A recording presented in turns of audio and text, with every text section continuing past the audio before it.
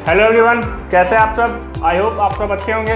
मैं आशीष कुमार आप सभी का स्वागत करता हूं हमारे यूट्यूब चैनल आशीष केजे पर।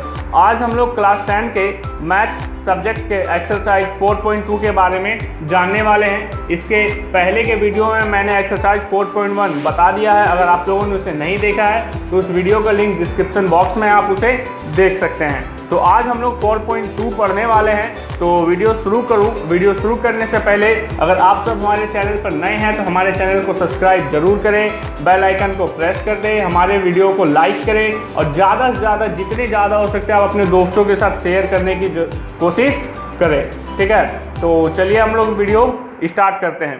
तो आज हमारा एक्सरसाइज क्या है, 4.2 है। ठीक है, तो 4.2 क्वेश्चन हम लोग देख लेते हैं। पहला क्वेश्चन क्या है, गुणनखंड विधि से निम्न द्विघात समीकरणों का मूल ज्ञात कीजिए। तो मूल के बारे में मैंने पिछले वीडियो में बताया था कि मूल किसे कहते हैं। ठीक है, तो गुणनखंड विधि से क्या करना है, निम्न द्विघात समीकरणों का हमें मूल ज्ञात करना है। तो चलिए हम लोग देखते हैं पहला क्वेश्चन क्या है। देखिए पहला क्वेश्चन है हमारा x² minus 3x minus 10 equal to 0। इसे किस विधि से सरल करना है, इसे गुणनखंड विधि से हमें सरल करना है। तो चलिए हम लोग इसे सॉल्व करते हैं। तो सबसे पहले करना क्या होता है, हमारा जो ये टर्म और ये टर्म को हमको गुना करना होता है और हमें उसको देखना पड़ता है। जैसे तो हमारे 10 और x² का गुना क्या हो जाएगा, 10x² हो जाएगा। ठीक है, तो ये हमारा x²। अब जो हमारा ये टर्म है 3x, हमें यहाँ पर ऐसा नंबर लिखना है जिसे ऐड या सब्ट्रैक्ट करने पर क्या आए, 3x आए और उसका गुणनखंड मतलब उसका जो मल्टीप्लाई हो वो क्या हो, 10x² के बराबर हो। तो हम 3x के जगह पर क्या लिख सकते हैं, देखिए हम यहाँ पर लिख सकते हैं माइनस 5x प्लस 2x लिख सकते हैं। माइनस प्लस माइनस 5x में 2x जाएगा, 3x बचेगा। दोनों को अगर हम इंटू करें, गुना करें तो वो क्या होगा, 10x² के बराबर हो जाएगा। और इधर क्या था हमारा माइनस 10 बराबर 0। अब देखिए यहाँ से कुछ कॉमन हो रहा है, इस दोनों टर्म से क्या कॉमन हो रहा है, यहाँ से x कॉमन हो रहा है। तो यहाँ क्या बचेगा, x माइनस और यहाँ क्या बच जाएगा 5। उसी तरह यहाँ से भी कुछ कॉमन हो रहा है, 2 कॉमन हो रहा है तो यहाँ बचेगा x और यहाँ क्या बचेगा 5 इक्वल टू क्या हमारा 0। तो अब ये हमारे देखिए यहाँ पर x माइनस 5 और x माइनस 5 ये हमारा क्या हो जाएगा, कॉमन हो जाएगा। x माइनस 5 कॉमन हो गया, ये हमारा क्या है x और ये क्या है +2 इक्वल टू 0। तो हमें इसे मूल निकालना था हमें इसका। तो x माइनस 5 इक्वल टू 0 और ये हमारा क्या था x +2 इक्वल टू 0। तो x इक्वल टू क्या हो जाएगा 0 + 5। तो x इक्वल टू हमारे कितना निकला 5। उसी तरह x इक्वल टू क्या हो जाएगा 0 - 2 और x इक्वल टू हमारा क्या निकलेगा, x इक्वल टू हमारा निकला -2। ये हमारे पहले क्वेश्चन का सॉल्यूशन हो गया। तो इसका आंसर क्या हो जाएगा 5 और -2। इसको मूल ज्ञात करने के लिए बोला गया तो इसका मूल क्या हो जाएगा 5 और -2। ठीक है, तो हम सेकंड क्वेश्चन की तरफ बढ़ते हैं। सेकंड क्वेश्चन देखिए हमारा क्या है। सेकंड क्वेश्चन है हमारा देखिए क्या सेकंड क्वेश्चन है 2x² + x - 6 इक्वल टू 0। तो उसी तरह से हम क्या करेंगे, सबसे पहले फर्स्ट टर्म और जो हमारा लास्ट टर्म इस दोनों को गुना करके हम देख लेते हैं। तो दोनों गुणन देख लेते हैं कितना हो जाएगा, दोनों गुणन हो जाएगा 12x²। ठीक है, दोनों गुणन कितना हो गया हमारा 12x²। अब देखिए हमें करना क्या है, देखिए यहाँ पर हमें करना क्या, ये हमारा 2x² है तो 2x²। अब x के जगह पे ये जो टर्म हमारा x, यहाँ पर हमको ऐसा मतलब टर्म लिखना है जो ऐड या सब्ट्रैक्ट होने पर क्या हो x आए और इंटू होने पे क्या है हमारा इस दोनों के इसके गुणन के बराबर है, 12x² आना चाहिए। तो हम यहाँ पर क्या लिख सकते हैं, हम यहाँ पर देखिए क्या लिख सकते हैं, देखिए तो ये हमारा क्या है 2x²। तो यहाँ x है हमारा। तो हम यहाँ पर क्या लिख सकते हैं, तो यहाँ पर हम लिख सकते हैं क्या लिख सकते हैं 4x - 3x लिख सकते हैं। तो 4x में 3x जाएगा तो x बचेगा, दोनों का इंटू क्या होगा इसके इक्वल होगा। और ये क्या था हमारा -6 इक्वल टू 0। तो यहाँ पर देखिए तो इस दोनों से कुछ कॉमन हो रहा है, क्या कॉमन हो रहा है 2x कॉमन हो जाएगा। यहाँ क्या बचेगा x प्लस यहाँ क्या बचेगा 2। उसी तरह इस दोनों से भी कुछ कॉमन हो जाएगा, -3 कॉमन कर लेते तो यहाँ हो जाएगा x और यहाँ हो जाएगा 3 2 जा तो ये हो जाएगा +2 इक्वल टू 0। तो ये हमारा x + 2 ये x + 2, तो इसे हम कॉमन कर लेते हैं। ठीक है, इसे हम कॉमन कर लेते हैं x+2 और यहाँ हमारा क्या बचा 2x - 3 = 0। ठीक है, तो हम एक बार x+2 = 0 और एक बार 2x - 3 = 0। तो ये हमारा क्या हो जाएगा x = 0 - 2, तो x = कितना आया हमारा -2 और ये क्या हो जाएगा 2x = क्या हो जाएगा 0 + 3 और x = क्या हो गया 3/2। तो ये हमारा इसके मूल हो गए, ये इसके आंसर हो गया। ठीक है, आगे बढ़ते हैं, क्वेश्चन नंबर हम 3 की तरफ बढ़ते हैं। क्वेश्चन नंबर 3 क्या है देखिए, क्वेश्चन नंबर 3। तो क्वेश्चन नंबर 3 है हमारा √2x² + 7x + 5 √2 = 0। तो ये हमारा क्वेश्चन नंबर 3 है। तो सबसे पहले हमें क्या करना है, फर्स्ट टर्म और लास्ट टर्म को हमें इंटू करके देख लेना है। तो ये क्या हो जाएगा √2 होता है, 2 5 10, तो ये कितना हो गया 10x²। तो ये हमारा √2x² है, तो रहने देते हैं। अब 7x की जगह पर हमको ऐसा नंबर लिखना है, ऐड या सब्ट्रैक्ट होने पर 7x है और मल्टीप्लाई इसका कितना होना चाहिए 10x² इक्वल होना चाहिए। तो 7x की जगह पर हम क्या लिख सकते हैं 5x + 2x लिख सकते हैं। ये हमारा क्या है +5 √2 = 0। ठीक है, तो आप देखिए यहाँ से क्या कॉमन हो रहा है, तो यहाँ से कुछ नहीं तो x कॉमन हो जाएगा, x कॉमन होगा तो यहाँ क्या बचेगा √2x और यहाँ क्या बचेगा हमारा 5। अब देखिए यहाँ से क्या कॉमन करना है, तो यहाँ से देखिए हम क्या, जैसे एक चीज़ मैं आपको बताता हूँ, जैसे हम 2 को क्या लिख सकते हैं √2 × √2 लिख सकते हैं। क्यों, क्योंकि √2 × √2 क्या होगा 2 ही होता है ना। तो उसी तरह से हम यहाँ पर 2x जो है यहाँ से हम क्या कॉमन कर लेते हैं √2 कॉमन कर लेते हैं। 2 से √2 कॉमन कर लेंगे तो यहाँ पर क्या बचेगा √2x और यहाँ क्या बच जाएगा 5 = 0। ये हमारा √2x + 5 √2x + 5 कॉमन हो जाएगा हमारा। ठीक है, √2x + 5 कॉमन हो गया। इधर क्या बचा हमारा x + √2 = क्या हो जाएगा 0। तो √2x + 5 = 0 और x + √2 = 0। तो ये हमारा क्या हो जाएगा √2x = 0 - 5 और x = क्या हो जाएगा -5/√2। और ये हमारा क्या हो गया x = 0 - √2 और x = क्या हो जाएगा -√2। ये हमारा इसका मूल हो गया। ठीक है, तो आगे बढ़ते हैं हम लोग, आगे क्वेश्चन नंबर 4 देखते हैं। 4 हमारा क्या, 4 देख लीजिए, 4 है हमारा 2x² - x + 1/8 = 0। तो सबसे पहले हम इसे एक सरल समीकरण के रूप में लिख लेते हैं। इसका हम एलसीएम ले लेते हैं, तो कितना हो जाएगा, ये हो जाएगा 16x² - 8x + 1 और 8 हमारा डिवाइड में, तो इधर आके इंटू हो जाएगा। ठीक है, 0 हो जाएगा। ठीक, अब देखिए तो हमारा लास्ट टर्म और फर्स्ट टर्म का इंटू क्या होगा 16x² होगा, मतलब हमारा पहला टर्म और लास्ट टर्म का गुना करते हैं तो कितना आता है 16x²। तो ये तो हमारा जो है वही लिखाएगा।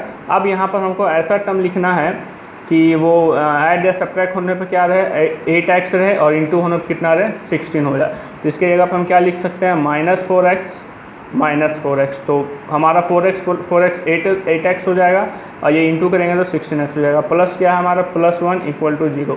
अब देखिए इस दोनों से क्या कॉमन हो रहा है, इस दोनों से क्या कॉमन हो रहा है, यहाँ से 4x कॉमन हो रहा है, तो यहाँ पे क्या बचेगा 4x और यहाँ पे क्या बचेगा 1 और यहाँ से कुछ नहीं तो -1 हम कॉमन कर लेते, तो यहाँ क्या बचेगा +4x, ये हो जाएगा -1 = 0। तो 4x - 1 हमारा क्या होगा सेम है तो कॉमन हो जाएगा, 4x - 1 कॉमन हो गया। ये हमारा क्या बचा 4x - 1 = 0। तो ये क्या हो जाएगा 4x - 1 = 0 और ये भी क्या हो जाएगा 4x - 1 = 0।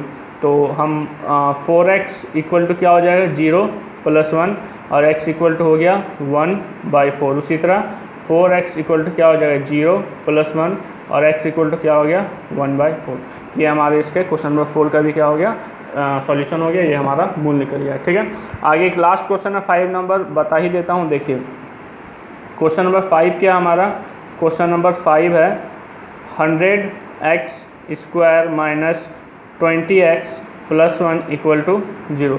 ये हमारा क्वेश्चन है, तो हमें वही करना है, पहला टर्म और लास्ट टर्म को गुना करना है। तो ये होगा हमारा 100 एक्स स्क्वायर, ठीक है।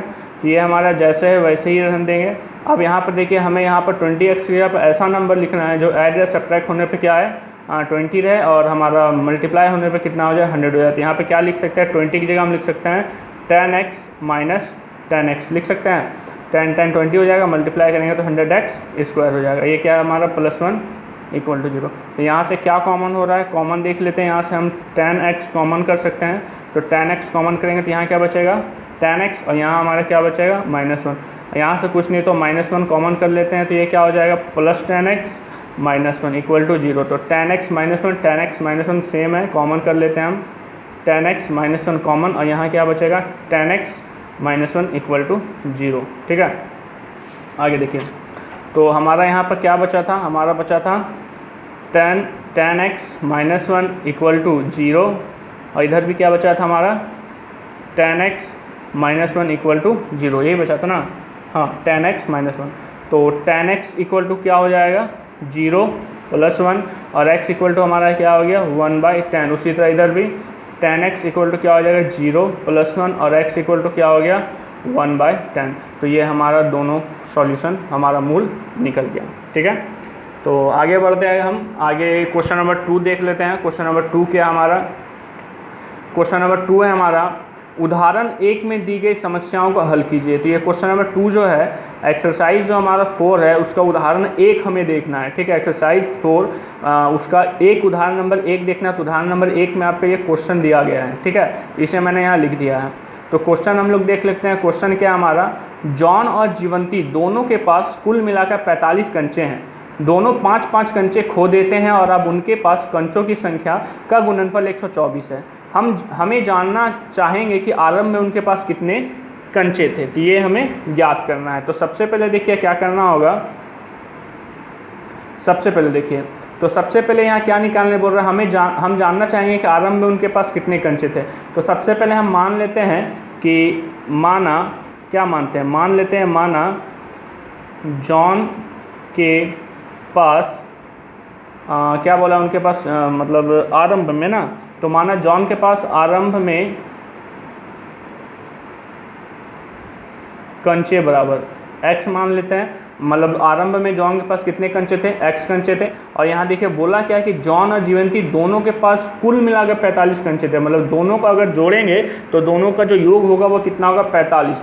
तो जीवंती के पास कितना कंचे हो जाएंगे, जीवंती के पास आरंभ में कंचे बराबर ये कितना हो जाएगा 45 - x, ठीक है। तो जॉन के पास x कंचा और दोनों का जोड़ क्या बोला है, योग क्या बोला है 45। तो जीवंती के पास कितने कंचे हो जाएंगे 45 - x हो जाएंगे। आप देखिए क्वेश्चन क्या बोला कि दोनों 5-5 कंचे खो देते हैं। तो यहाँ पर हम इसको भी बना ही लेते हैं। जॉन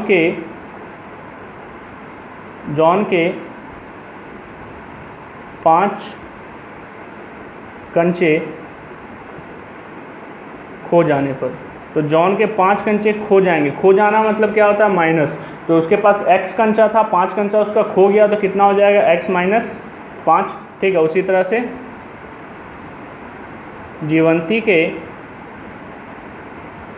5 कंचे खो जाने पर, तो जीवंती के पास कितने कंचा, तो उसके पास था 45 - x। तो 5 कंचा इसका भी खो गया, इसलिए हम -5 कर देंगे और ये 45 में 5 चला जाएगा तो कितना बचेगा 40 - x। तो जॉन के पास अब कितना कंचा बचता है x - 5 और जीवंती के पास कितना कंचा बचता है 40 - x। आप देखिए क्वेश्चन क्या बोला है कि मतलब जब वो कंचे खो देते हैं तो उनके पास कंचों की संख्या गुणनफल 124, जो शेष कंचा बचा है उसका गुणनफल कितना है 124 है। तो हम देख लेते हैं अकॉर्डिंग टू क्वेश्चन हमारा क्या बोला कि जो शेष जो कंचा बचा है, शेष कंचा कितना बचा था x - 5 जॉन के पास बचा था और जीवंती के पास बचा था 40 - x। दोनों का गुणनफल कितना हो जाता है 124। तो इसे हम सॉल्व कर लेते हैं, ये क्या हो जाएगा 40x और ये कितना हो जाएगा 40x - x² और ये हो जाएगा हमारा कितना -200 और ये हो जाएगा +5x = 124।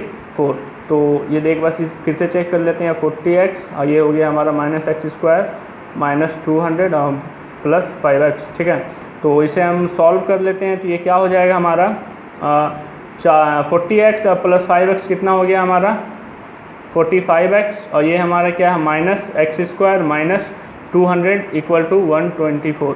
हम सब सारे को हम उधर ले चलते हैं, तो ये क्या हो जाएगा, ये माइनस में था तो ये प्लस में हो गया, ठीक है। 45 प्लस में था तो ये क्या हो जाएगा माइनस में हो जाएगा, और 200 हमारा माइनस में था तो इधर आके प्लस में, और ये 124 पहले से था तो ये हमारे इक्वल टू 0। तो ये क्या हो गया एक्स स्क्वायर माइनस 45x, और ये कितना हो जाएगा 324 इक्वल टू 0। तो ये हमारा द्विघात समीकरण का रूप हो गया। अब इसे हम अगर सरल कर लेते हैं तो यहाँ से हमारा जॉन और जीवंती दोनों के पास कितने कंचे थे उसका सॉल्यूशन हमें यहाँ पर मिल जाएगा, ठीक है। तो आप इसे सॉल्व कर लीजिएगा, मैंने इसे द्विघात समीकरण के रूप में लिख दिया है, आप इसे सॉल्व कर लीजिए तो आपको आंसर पता चल जाएगा, ठीक है।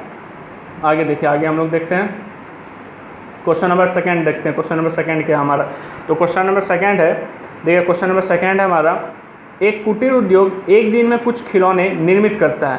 प्रत्येक खिलौने का मूल्य जो रुपए में है 55 में से एक दिन में निर्माण किए गए खिलौने की संख्या को घटाने से प्राप्त संख्या के बराबर है। तो किसी एक दिन कुल निर्माण लागत 750 रुपये थी। हम उस दिन निर्माण किए गए खिलौनों की संख्या ज्ञात करना चाहेंगे। तो सबसे पहले जो हमें निकालने बोलता हम उसे मान लेते हैं, ठीक है। तो मान लेते हैं कि उस दिन निर्मित खिलौने की संख्या क्या हो जाएगी, माना उस दिन निर्मित खिलौनों की संख्या बराबर x मान लेते हैं, मतलब उस दिन जो निर्मित खिलौनों की संख्या थी वो कितना हो जाएगा x, और उस दिन प्रत्येक खिलौने का निर्माण लागत तथा उस दिन प्रत्येक खिलौनों की लागत। तो प्रत्येक खिलौनों की लागत यहाँ क्या बोला है, देखिए बोला है कि प्रत्येक खिलौनों का जो मूल्य है वो 55 में से एक दिन में निर्माण किए गए खिलौनों की संख्या घटाने से प्राप्त होता है। तो हमारा जो 55 है, 55 में से और एक दिन में कितने खिलौनों का निर्माण हम करते हैं x, तो 55 में से x हम क्या कर देंगे घटा देंगे। आप देखिए क्वेश्चन क्या बोला है कि यहाँ कुल निर्माण लागत हमें दिया गया, कितना दिया हुआ 750। तो हमें एक दिन में मतलब निर्मित खिलौनों की संख्या हमें पता चल गया x, और उस एक दिन का जो एक खिलौने का जो निर्माण लागत है वो कितना 55 माइनस x, तो कुल बराबर हम कुल कर देते हैं। तो ये अकॉर्डिंग टू क्वेश्चन हो जाएगा, और हमारा निर्मित खिलौनों की संख्या कितनी है x है, और उस दिन प्रत्येक खिलौने की लागत कितनी है 55 माइनस x है, और दोनों का जो गुणन दिया हुआ है मतलब कुल निर्माण लागत दिया हुआ कितना दिया हुआ 750। तो इसे हम सरल कर लेते हैं, तो x को अगर 55 से गुना करें तो क्या हो जाएगा 55x, ये कितना हो जाएगा एक्स स्क्वायर इक्वल टू 750 750। इसे हम सही से लिख लेते हैं। देखिए तो ये हमारा क्या हो जाएगा, ये हमारा ये प्लस में था तो उधर जाके हम इसे कर लेते हैं माइनस में जाएगा एक्स स्क्वायर माइनस 55x, और ये प्लस कितना है प्लस 750 इक्वल टू 0। ये आपका मतलब द्विघात समीकरण के फॉर्म में होगा। आप अगर इसे सरल करें तो इसका आंसर आप निकाल सकते हैं, ठीक है। तो इसे मैं आपको सरल करके दिखाता हूँ। देखिए तो सबसे पहले क्या करना है, सबसे पहले हमें ये टर्म और ये टर्म का हमको गुणन ज्ञात करना है। तो इसका गुणन कितना हो जाएगा 750x स्क्वायर हो जाएगा।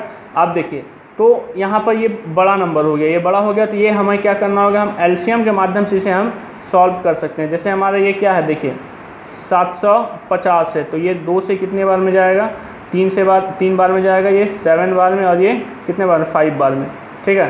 तो उसी तरह से ये कितने से जाएगा, ये जाएगा हमारा 3 से जाएगा, तो 3 1 जा 3 2 जा, ये क्या हो जाएगा 3 5 जा, ठीक है।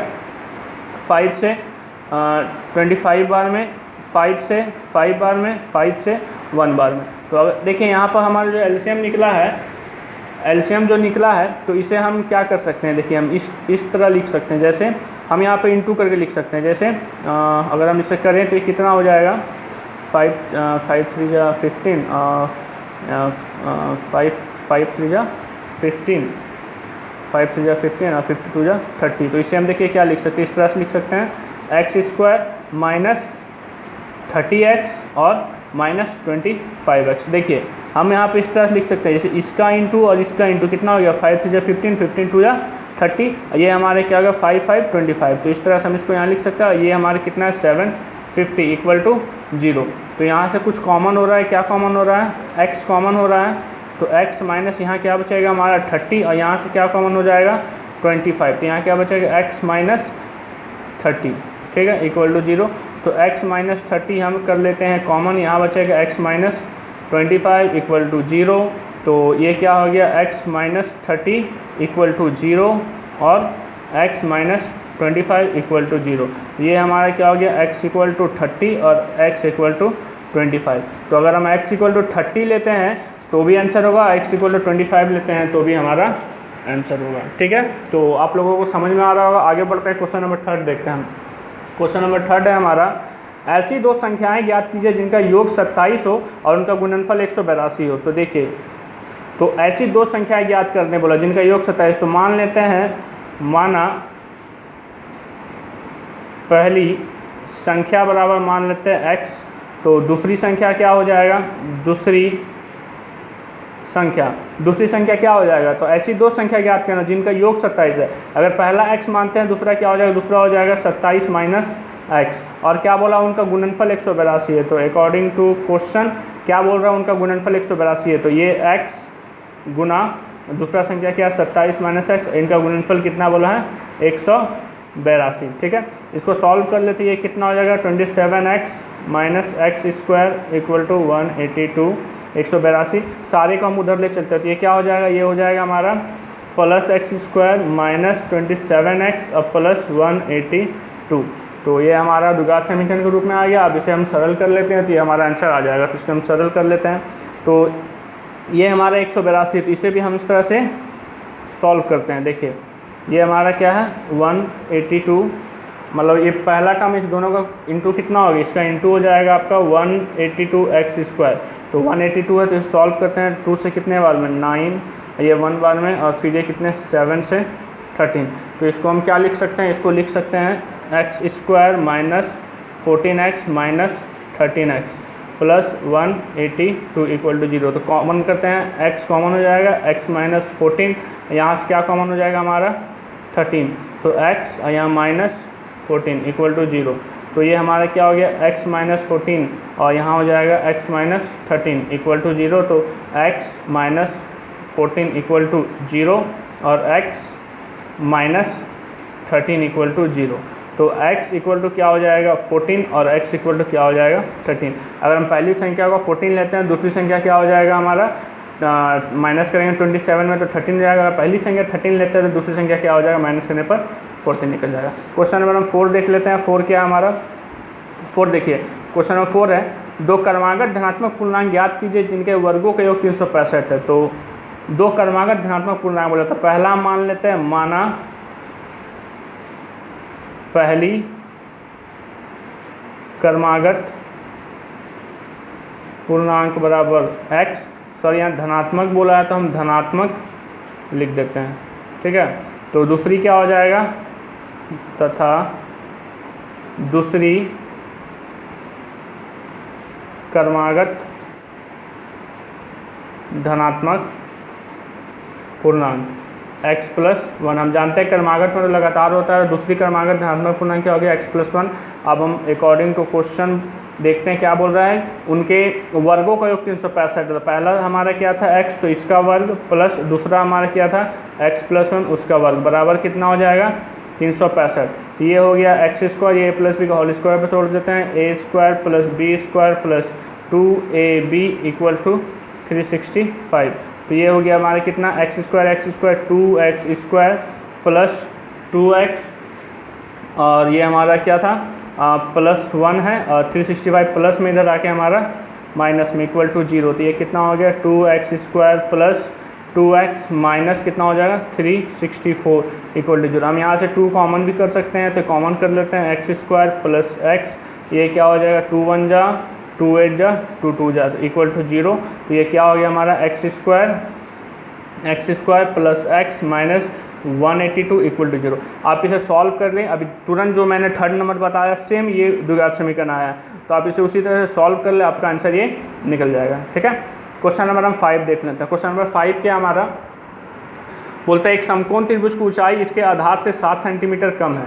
एक समकोण त्रिभुज की जो ऊंचाई है इसके आधार से 7 सेंटीमीटर कम है। यदि कर्ण 13 सेंटीमीटर का हो तो अन्य दो भुजाएं ज्ञात कीजिए। तो यहाँ पर देखिए बोल रहा है कि एक समकोण त्रिभुज की ऊंचाई इसके आधार से 7 सेंटीमीटर कम है। तो आधार को हम मान लेते हैं, माना आधार बराबर मान लेते हैं x सेंटीमीटर। तो इसका ऊंचाई क्या हो जाएगा, ऊंचाई बोल रहा है इसके आधार से 7 सेंटीमीटर कम है। तो x - 7 इसका ये क्या हो गया, ऊंचाई हो गया। और हमें कर्ण दिया हुआ है, कर्ण कितना दिया हुआ है 13 सेंटीमीटर। तो देखते हैं आगे,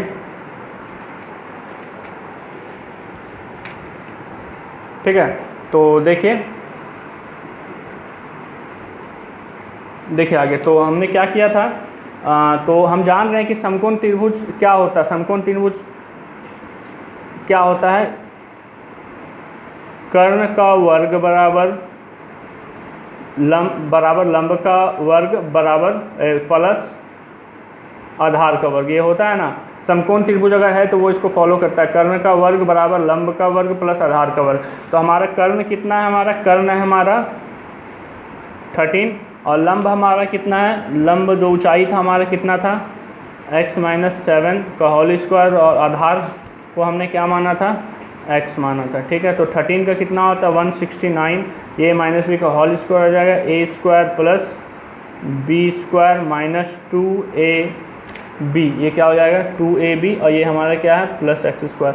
तो 169 इक्वल टू x स्क्वायर, 7 का स्क्वायर हो जाता है 49 और ये कितना हो जाएगा 7 × 14x प्लस x स्क्वायर। तो इसे हम सॉल्व कर लेते हैं, ये x स्क्वायर ये हमारा 169 है, रहने देते हैं। ये क्या हो जाएगा x स्क्वायर 2x स्क्वायर और ये कितना हो गया प्लस 49 माइनस 14x, ठीक है। 169 को मिरर ले आते हैं तो ये क्या हो जाएगा 2x square minus 14x plus 49, ये हमारा माइनस आ जाएगा इधर होके इक्वल टू 0। तो 2x स्क्वायर माइनस 14x, 9 में 9 गया हमारा 0, 6 में 4 गया 2, 1 माइनस 120 इक्वल टू 0। यहाँ से भी हम 2 कॉमन कर सकते हैं तो x square minus 7x minus ये क्या हो जाएगा 60 इक्वल टू 0। तो आगे देखिए यहाँ से ये क्या हो जाएगा, ये हो जाएगा हमारा x square minus 7x minus 60 equal to 0। तो आप इसे क्या कर सकते हैं, आप यहाँ से सॉल्व कर सकते हैं, ठीक है। तो आप इसे सॉल्व कर लीजिएगा, ठीक है। ये हमारा द्विघात समीकरण के फॉर्म में आ गया। आप यहाँ से इसे क्या कीजिएगा, आप इसे गुणनखंड के माध्यम से सरल कर लीजिए, यहाँ से आपका आंसर निकल जाएगा। तो आई होप आप लोगों को वीडियो ये समझ में आया होगा। मैंने जो बताया आप लोगों को कहीं कोई दिक्कत नहीं होगा। अगर आपको किसी तरह का प्रॉब्लम है, अगर आपको नहीं समझ में आता तो आप हमें कमेंट करके बता सकते हैं, हम उसे सॉल्व करने की ज़रूर कोशिश करेंगे। तो अगले वीडियो में मैं आप लोगों को 4.3 बताऊंगा, ये इसी चैप्टर का 4.3 बताऊंगा। तो इसी तरह और वीडियो पाने के लिए आप सब हमारे चैनल को ज़रूर से ज़रूर सब्सक्राइब करिए, इसे ज़्यादा से ज़्यादा अपने दोस्तों के साथ शेयर करने की कोशिश करें, ठीक है। तो मिलते हैं अगले वीडियो में, धन्यवाद।